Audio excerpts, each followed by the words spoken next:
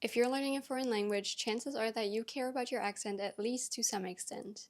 In this video, I want to break down the 3 stages of accent development and how you can improve your accent in each stage. A quick disclaimer, there is nothing wrong with having an accent. As long as it doesn't impede communication, don't let anyone pressure you into thinking that you have to sound a certain way in order to be a legitimate speaker of that language. I like to think of developing your accent as 3 stages that you progress through that I don't have names for, so bear with me.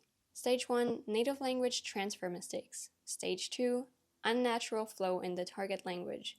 Stage 3, semantic accent. Let's have a closer look at what each of these stages consists of and how to move on to the next stage. Stage 1 is pretty much where we all start out. When we first start learning a new language, our accent is going to be pretty bad on pretty much every level. Whether we try to repeat after what someone said or we try to read a text out loud, it's going to sound wonky at best. That is because, well, we don't really know what that language is even supposed to sound like. Sometimes to the extent that we can't even perceive or distinguish between certain sounds. So what happens in our brain is that we use the closest resembling sound of any language we already know to try to mimic the sound in our target language. For example, you might hear the German word Frau, but because you're not quite familiar with the R sound yet, you might replicate it as Frau or Frau or the like. When reading, we just map whatever sound we already know from a known language onto the letters that we see on the page. So you might see a sentence like this and read it as pero no lo sé, or if you're German, pero no lo sé. In this stage, there can be a lot of variance, from learners butchering each and every single sound to people only making a few minor mistakes. The common factor, however, is that these mistakes, no matter the gravity, come from an L1 transfer, which means that the speaker is projecting patterns from their first language onto the language that they're learning. Some common examples would be for English speakers to pronounce this letter as A instead of A in languages like German, Japanese, and Spanish. Or for almost any non-native English speaker to replace the TH sound with D, Z, or S. Or for Spanish speakers to add an E sound in front of words that start with st or sp. I'd argue that most people actually stay in this stage, not at the very lowest level because that makes it hard to communicate, but once they have an idea of what the sounds are supposed to sound like and they can kind of replicate them, even if not with 100% accuracy, they will be understood, and that is good enough.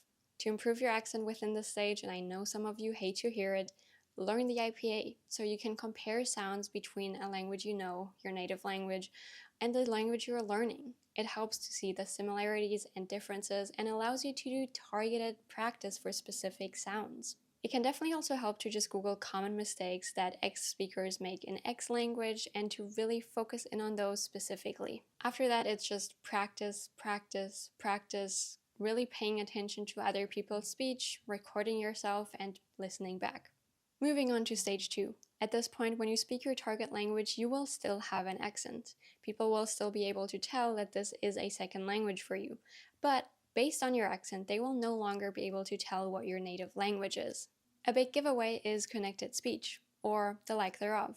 While you may be able to pronounce sounds and words correctly, individually, when words come together, they start doing weird things like adding and subtracting sounds. Take for example this. If you say, I agree, then that is not technically incorrect, but if you pay close attention to other speakers, you'll notice how they add a y sound between the two words to connect them better, making it more of an I agree, versus I agree, I agree. There are many examples like this in English and literally every other language, and if you'd like me to make a video on connected speech, let me know in the comments. But as I said, if you do not connect your words, you are going to sound choppy, and the flow of your speech will be disrupted. Speaking of flow, another kind of giveaway is the way you speak. Your sentence rhythm, the way you stress and emphasize certain parts of a sentence, how and where you pause. These things don't usually lead to issues in communication anymore, but every language has certain rules and common patterns, and if you don't follow them, you're gonna sound kind of off. Though many people can't pinpoint anymore what exactly about it sounds off, like they can when you mispronounce sounds. While going from stage 1 to 2 requires you to focus on the individual sounds and words, going from stage 2 to 3 will require you to zoom out a little and see the bigger picture. I think the best way to improve your accent at this point is with a combination of explicitly studying connected speech in your target language and very intense listening practice. This kind of stuff is usually beyond normal classroom textbook knowledge, so you might have to get an actual grammar book, but I'm sure that for the more popular languages, you'll also find websites and YouTube videos that explain connected speech. And then once you have an idea of what to look out for it in everyday speech and repeat it until it feels natural to you. I haven't done this next thing myself, but I could see how an accent coach at this stage might be beneficial because they can give you individual feedback on your speech and speech pattern. Stage 3 is what I would consider the final stage of accent development. At this point, people usually can't tell anymore that this language is a second language for you by just listening to you talk. Of course, even at this stage, your speech will still be accented, but it is no longer a phonological accent. This means that it is no longer the sounds you produce that make up your accent, but that the accent comes from other areas, like your vocabulary, your grammar, your use of idioms. If you're curious how your vocabulary can be accented, check out this video on the semantic accent. And if you found this video informative, I would love for you to give it a thumbs up. Either way, thank you for sticking around, and I'll see you in the next video.